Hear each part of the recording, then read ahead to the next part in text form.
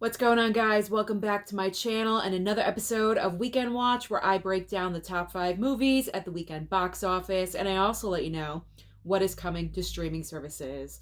Never underestimate the power of the panda, because Kung Fu Panda 4 managed to pull off the impossible by kicking Dune Part 2 out of the #1 spot.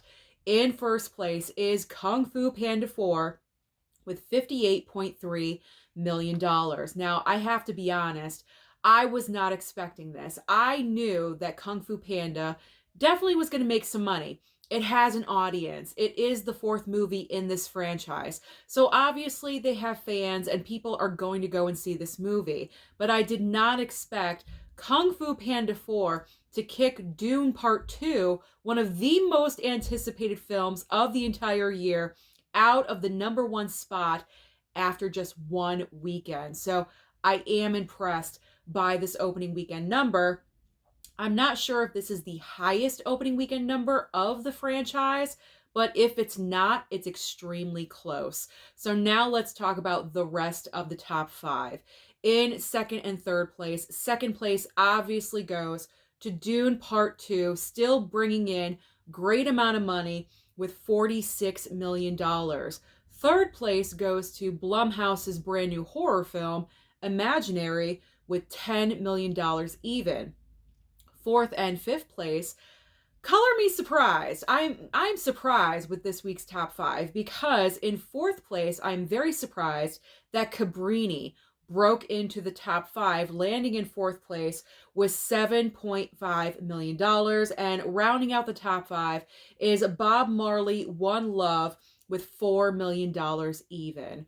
So what is new to the box office this coming weekend to give you even more variety if you're not interested in Dune Part 2 or Kung Fu Panda? So this coming weekend, we're kind of focusing on smaller films because we opened up March with a bang with Dune Part 2 and with Kung Fu Panda 4, and we are closing out March with Ghostbusters and also with Godzilla Kong. So this weekend, this coming weekend, kind of like the middle of March, we're taking it easy. There's no huge big blockbusters being released, and we're focusing on smaller films. So we do have Arthur the King. I guess this is the main brand new release, the more widespread release, I guess, domestically. Arthur the King, this is based on a true story starring Mark Wahlberg, in case you're interested. More focus for like families. Pretty much everyone could go and see this movie and have a good time. That's the vibe that I'm getting from the trailer. There's also a couple of smaller films if you're interested. We do have a brand new A24 title starring Kristen Stewart called Love Lies Bleeding. This movie actually came out this past weekend in a very, very limited release. I believe only 5 or 10 theaters. But next weekend, or I should say this coming weekend, it's going more wide. So you'll probably most likely be able to catch it at your movie location. And then the final option for you, another smaller film called One Life, starring Anthony Hopkins. So now let's talk about streaming, because as I always say, there's always options on streaming for you. Well, actually, we're going to put streaming off to the side for just a second, because tonight is the Academy Awards, the Oscars, people. That's what I'm going to be watching. I will be doing a reaction video, as I always do every single year. So I will be uploading that video later on after the award show is finished. But we have a lot of fun. The entire family watches. We make our predictions. Mama Blu-ray's on camera. We're just having a good time reacting to everything. So I hope you guys tune in for that video. So the Oscars are on this evening if you are interested in checking that out. But if you are not, let's talk about streaming. What is upcoming this week? So starting over on Netflix, we have Lindsay Lohan in her newest film for Netflix called Irish Wish. I actually saw the trailer for this. I checked it out of curiosity. It looks like it could be a pretty cute movie, I do have to say. So if you're kind of like a sucker for a rom-com situation, then you may want to check this one out.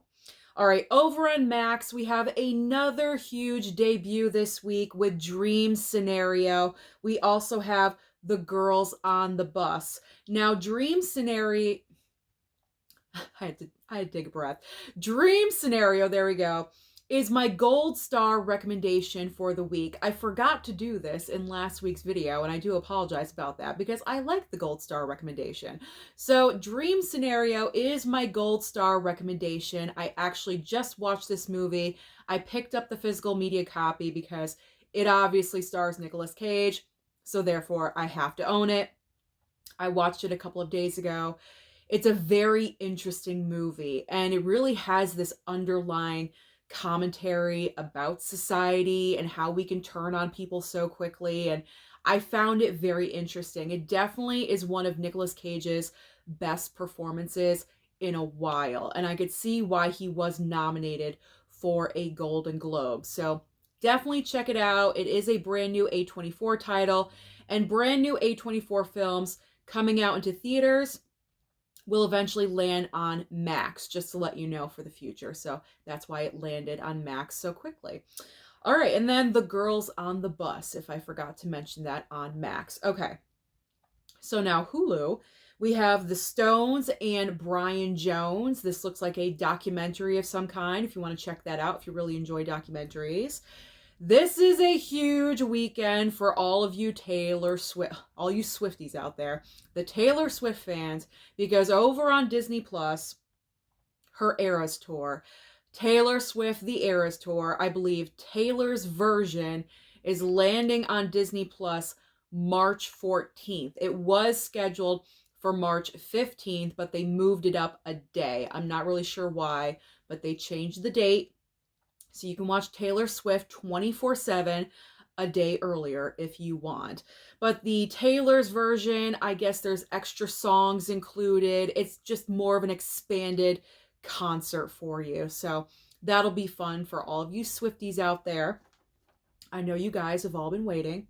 All right, Amazon Prime, we have Frida, which is, I believe, a documentary about Frida Kahlo. And then Invincible Season 2 Part 2 is also debuting. Peacock is debuting. There we go.